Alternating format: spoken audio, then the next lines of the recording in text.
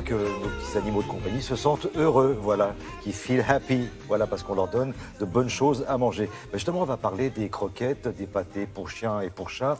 Il y a du bon, il y a du moins bon, il y a surtout du bio, Natacha. Oui, c'est vrai, il y a de plus en plus de bio et de produits naturels. C'est une tendance, en fait. Nos animaux suivent nos propres tendances puisque ce sont leurs maîtres qui décident pour eux. Et aujourd'hui, de plus en plus d'êtres humains se nourrissent de produits bio et de produits naturels et souhaitent que leur animal soit également nourri avec ce type de produits. L'objectif derrière ce choix alimentaire est simple, c'est favoriser la bonne santé de l'animal, essayer d'augmenter son espérance de vie. Alors, est-ce que c'est vrai? Est-ce que c'est possible? Est-ce que ça marche? Pas forcément évident. En tout cas, les aliments bio pour les animaux se multiplient aujourd'hui dans les rayons des supermarchés notamment et des grandes surfaces spécialisées.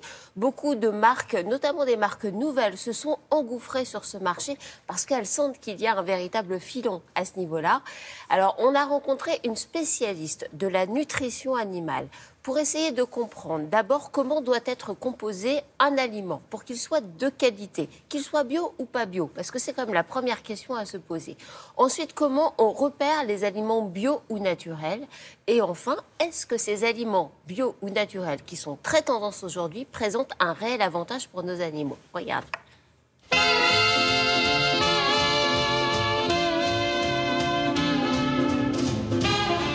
En 2014, la part des produits naturels en animalerie représentait 1,4%, en 2015 2,1% et en 2016, l'année dernière, 3,5%.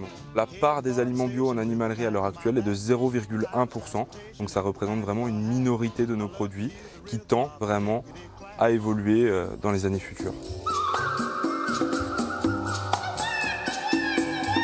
Bio signifie 95% d'ingrédients d'origine biologique.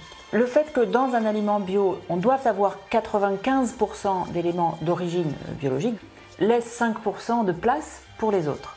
Ces 5% sont souvent et nécessairement remplis par des minéraux, des vitamines, qui rentrent dans une catégorie qui a très mauvaise presse, qui s'appelle des additifs.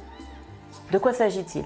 Le fait qu'on doive amener ces compléments minéraux, vitamines dans un aliment est indispensable pour l'équilibre nutritionnel de l'aliment. Or, le mot additif en lui-même a mauvaise presse parce qu'il évoque dans l'imaginaire collectif des choses pas très bonnes. Alors qu'en fait, les additifs tels que définis par la législation européenne sont réellement très contrôlés.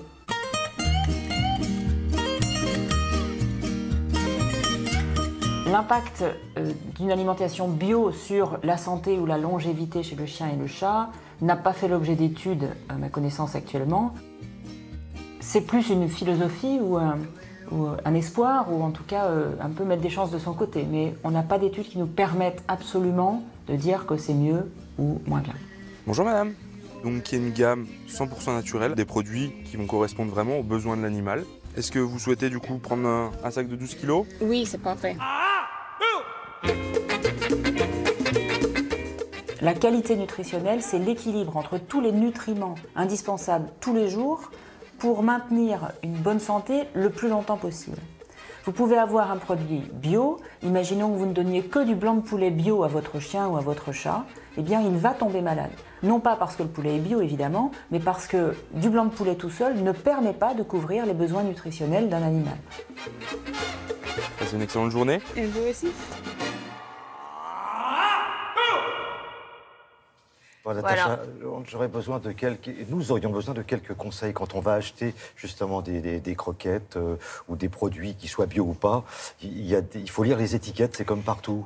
Exactement, c'est comme partout. On lit les étiquettes, on regarde la composition. Les aliments ne doivent pas être trop gras. Le gras est important, il est nécessaire, mais il ne faut pas qu'il y en ait de trop. Ils doivent être riches en protéines, ils doivent être complets, riches en vitamines, en minéraux. C'est vrai que les aliments industriels aujourd'hui sont préparés de manière à être normalement complet et de qualité.